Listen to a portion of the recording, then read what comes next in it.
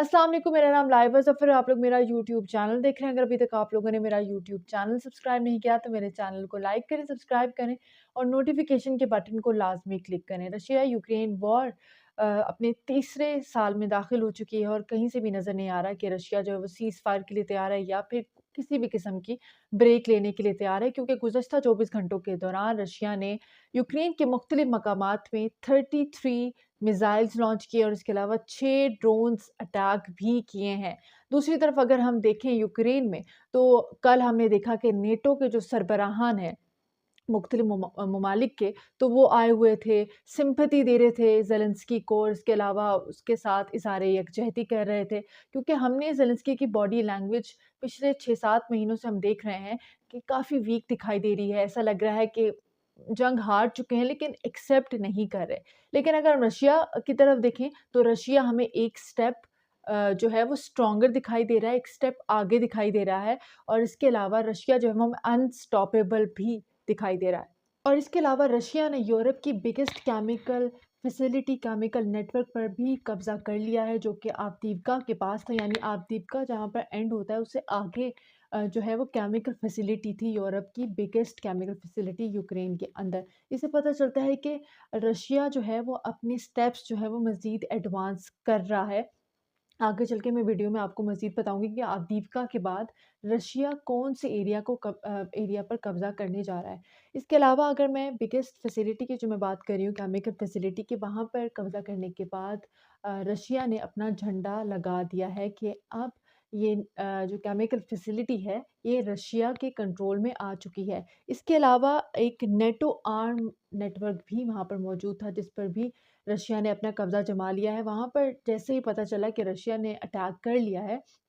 NATO arms network पर, तो जैसे ही नेटो आर्म्स नेटवर्क पर रशिया ने अटैक किया तो वहाँ पर उस वक़्त 1500 के करीब यूक्रेनियन फ़ौज मौजूद थी और वो वहाँ से भाग गई, जिसके नतीजे में एम्यूनिशंस, हैंड ग्रेनेड, इसके अलावा ऑटोमेटिक वेपन जो है वो रशिया के हाथ में आ गए और रशिया ने उन पर अपना कंट्रोल जमा लिया है। इसके अलावा बात करते हैं, जैसे ही 2 साल मुकम्मल हुए रशिया यूक्रेन वॉर को, तो अमेरिका ने मज़ीद 500 पाबंदियाँ, 500 सैंक्शन जो हैं वो रशिया पर आयद कर दी हैं। ये सैंक्शंस फाइनेंशियली और मिलिट्री इंस्टीट्यूशंस पर लगाई गई हैं। मुख्तलिफ सैंक्शंस हैं, लेकिन मैं अगर मजमूई सैंक्शंस की बात करूँ 2022 से लेकर 2024 तक जो अब तक रशिया पर सैंक्शंस लगी हैं, वो 17,772 सैंक्शंस जो हैं वो अब तक लग चुकी हैं। मैं आपको बताती चलूँ कि ये वॉर स्ट्रैटेजी होती है, एक तरह की इंस्ट्रूमेंट ऑफ वॉर है कि किसी मुल्क को अगर आपने आइसोलेट करना है, पूरी दुनिया में तनहा करना है, तो आप उस पर सैंक्शंस लगा देते हो, पाबंदियाँ लगा देते हो, ताकि कोई भी मुल्क उस मुल्क के साथ जिस पर सैंक्शंस लगाई हैं, कोई मेल-जोल ना कर सके, कोई राब्ता ना कर सके और उसकी जो इकॉनमी है उसको श्रिंक करने के लिए, उसकी मिलिट्री पावर को श्रिंक करने के लिए। लेकिन सवाल यहाँ पर ये पैदा होता है कि जो सैंक्शंस अमेरिका ने अब तक लगाई हैं, जो मज़ीद अब सैंक्शंस में इज़ाफ़ा किया है, कि क्या इससे रशिया की मिलिट्री और फाइनेंशियल कैपेबिलिटी को नुकसान पहुंचा है? लेकिन जितनी भी सैंक्शंस लगाई हैं अब तक अमेरिका ने, उससे रशिया की मिलिट्री कैपेबिलिटी पर तो बिल्कुल भी नुकसान नहीं पहुंचा, क्योंकि रिसेंटली रशिया ने ये क्लेम किया है कि उसने अपनी मिलिट्री में 1,70,000 नए लोगों को रिक्रूट किया और इसके अलावा डिफेंस में भी वो इरादा करते हैं कि इस साल 70% जो है वो बजट इंक्रीज़ किया जाए। तो इससे पता चलता है कि वो जंग को लेकर कितने ज़्यादा सीरियस हैं और इन सैंक्शन से उनकी ना ही फाइनेंशियल स्टेट पर, उसके अलावा मिलिट्री स्टेट पर कोई फ़र्क नहीं पड़ा। इसके अलावा जैसे ही वेस्टर्न कंट्रीज़ ने रशिया पर सैंक्शंस लगाई 2022 के बाद से, 24 फरवरी 2022 के बाद से, तो रशिया ने चाइना और ईस्टर्न एशियन कंट्रीज़ की तरफ अपना रुख कर लिया, अपनी प्रायोरिटीज़ वहाँ पर बदल दी और उसके अलावा ईरान, चाइना और रशिया के वैसे भी बहुत ज़्यादा ताल्लुकात हैं। आपको पता है कि लास्ट वीडियो में मैंने आपको बताया था कि ईरान ने surface to surface ballistic missiles जो हैं, तकरीबन 500 बैलिस्टिक मिसाइल्स जो हैं वो रशिया को फ़राहम किए। इसके अलावा चाइना जो है वो मिलिट्री सपोर्ट भी कर रहा है, उसके अलावा फाइनेंशियल सपोर्ट भी कर रहा है और मुख्तलिफ ईस्टर्न कंट्रीज़ जिसमें इंडिया भी शामिल है, जो कि जिसका स्टैंड जो है वो इस टाइम न्यूट्रल है, लेकिन फिर भी रशिया के साथ वो होली, आपको पता है कि उस हमेशा से रशिया के ब्लॉक में इंडिया रहा है। जहाँ एक तरफ पूरी दुनिया के जो नेटो ममालिक के सरबराहान हैं वो यूक्रेन में मौजूद थे, सॉलिडारिटी दिखाते, तो वहीं पर रशिया ने अपना एक भरपूर मिलिट्री पावर शो रशिया के शहर सेंट पीटर्सबर्ग में दिखाया, जहाँ पर म्यूज़ियम के अंदर वो वेपन्स रखे गए, वो मिलिट्री वेपन्स रखे गए जो यूक्रेन वॉर में यूज़ किए गए हैं, जिसकी वजह से रशिया को मज़ीद एडवांसमेंट मिली मिली है। और इसके अलावा उस पावर शो के अंदर जो मिलिट्री पावर शो था, उसमें लाखों की तादाद में रशियंस ने पार्टिसिपेट किया, देखा, और इसके अलावा इंटरनेशनल मीडिया ने खूब कवर किया, क्योंकि रशिया जो है वो अपनी विक्ट्री को सेलिब्रेट कर रहा था, और इसके अलावा रशिया जो है वो अपनी मिलिट्री पावर शो दुनिया को दिखा रहा था, ख़ास तौर पे वेस्टर्न कंट्रीज़ को दिखा रहा था। अब बात करते हैं कि रशिया ने कितनी एडवांसमेंट हासिल की है और रशिया का फ्यूचर प्लान क्या है, जो वो एम कर रहा है और वो क्लेम कर रहा है। रशिया ने ईस्टर्न यूक्रेन के शहर अवदीव्का पर कंट्रोल जमाया, जो कि 9 मंथ्स का जिसको टाइम लगा रशिया को कंट्रोल जमाने के लिए, लेकिन फाइनली जमा लिया और इस पर क्लेम कर लिया। लेकिन अब रशिया जो है वो प्लान कर रहा है वेस्टर्न यूक्रेन की तरफ जाने के लिए, और ऑब्वियसली रशिया जो ड्रीम करता है, रशिया जो सोचता है, रशिया ने जो प्लान बनाया है वो कीव तक जाना चाहता है। तो ऑब्वियसली वेस्टर्न सिटीज़ पर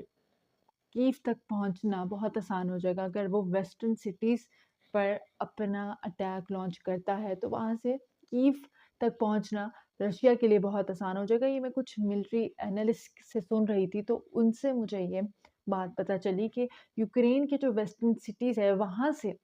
कीव तक पहुंचना रशिया के लिए बहुत ज़्यादा आसान हो जाएगा। खैर, अभी हम बात करते हैं कि अब तक कितने शहरों पर कब्जा कर लिया है। कहा जा रहा है, रशिया भी इस बात को क्लेम कर रहा है कि 53% जो है वो रशिया के कंट्रोल में है। इसके अलावा अगर हम मेन सिटीज़ की बात करें तो डोनेट्स्क, खेर्सों, लुशांक, इसके अलावा ज़पोरिज़िया, इसके अलावा खार्किव, आवदीव्का और बाखमुत रीजन जो हैं वो रशिया के इस टाइम कंट्रोल में हैं। कल जो है कुछ हैरत अंगेज स्टेटमेंट्स भी सामने आई है, मुख्तलिफ जो मुल्कों के लीडर्स हैं, इसके अलावा सदर हैं। ख़ास तौर पे अगर मैं बात करूँ तो व्लादिमीर ज़ेलेंस्की के, कल नेटो के जो सरबराहान हैं वो मौजूद थे यूक्रेन के अंदर, तो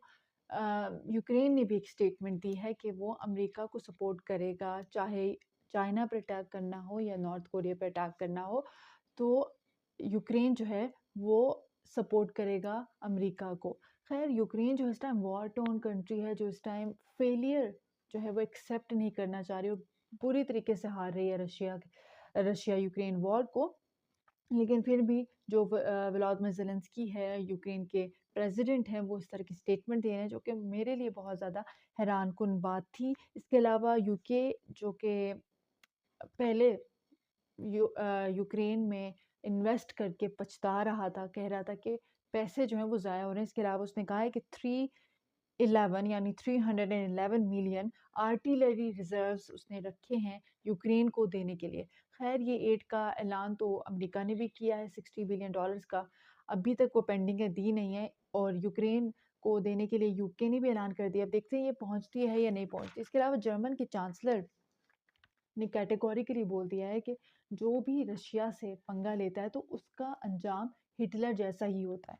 तो ये एक बड़ी हैरत अंगेज़ बात आती है कि यूरोपीय यूनियन का मेंबर है जो कि इस टाइम फुली यूक्रेन को सपोर्ट कर रहा है, जर्मनी, और बहुत पावरफुल कंट्री है, तो वो ये कह रहा है कि जो भी रशिया से पंगा लेगा तो उसका अंजाम जो है वो हिटलर जैसा ही होगा। खैर, अब बात करते हैं इन दोनों प्रेसिडेंट्स की बॉडी लैंग्वेज को लेकर के। 2 साल हो गए हैं। पहले जो थे व्लादिमीर ज़ेलेंस्की बड़े जोश व खरोश में नज़र आते थे, बहुत ज़्यादा स्पिरिट था उनमें जंग जीतने का। अभी भी अगर वो कहते हैं कि जंग जीत रहे हैं, लेकिन उनमें वो बॉडी स्पिरिट, उनकी जो बॉडी लैंग्वेज है, वो उनके अल्फाज का साथ देते हुए नज़र नहीं आ रही। लेकिन रशियन के जो प्रेसिडेंट है वो हमें शुरू से बड़े फर्म और बहुत ज़्यादा स्ट्रॉन्ग नज़र आए, और आहिस्ता-आहिस्ता हमें मज़ीद स्ट्रॉन्ग होते हुए दिखाई दे रहे हैं। उनकी बॉडी लैंग्वेज में बिल्कुल भी तब्दीली नहीं आई। हालाँकि रशिया यूक्रेन वॉर जैसे स्टार्ट हुई तो बड़े एक मीडिया प्रोपेगेंडा हो रहा था कि रशिया के जो प्रेसिडेंट हैं, उनको कोई बहुत बड़ी बीमारी है और वो मरने वाले हैं। इस टाइम उनकी 71 इयर्स है, और इसके अलावा 2-3 दिन पहले रशियन मीडिया ने एक वीडियो वायरल की थी, जिसमें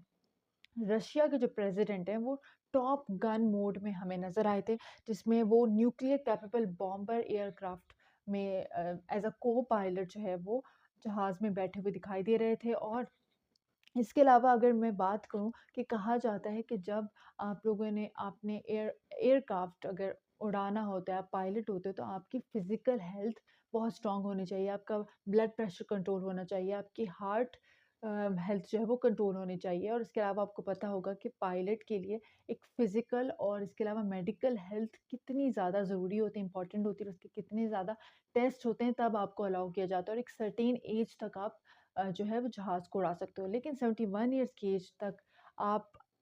रशियन प्रेसिडेंट को देख सकते हो कि वो अपने आप को कितना फिट रखते हैं और उन्होंने एक दुनिया को मैसेज भी दे दिया है कि वो एक स्ट्रॉन्ग मैन है और उसके अलावा जो जितनी खबरें फैल रही थी कि वो मरने वाले हैं, तो इन सब वीडियोज़ को देखकर जिसमें वो जहाज़ उड़ा रहे हैं, तो इससे ये सारी वीडियोज़ से हमें पता लगता है कि ये सब झूठ है कि रशियन प्रेसिडेंट को कोई बीमारी लगी हो या फिर वो मरने वाले हैं। अगर आप लोग इसी तरह रशिया यूक्रेन वॉर अपडेट जानना चाहते हैं, तो मेरे चैनल को लाइक करें, सब्सक्राइब करें, नोटिफ़िकेशन के बटन को लाज़मी क्लिक करें।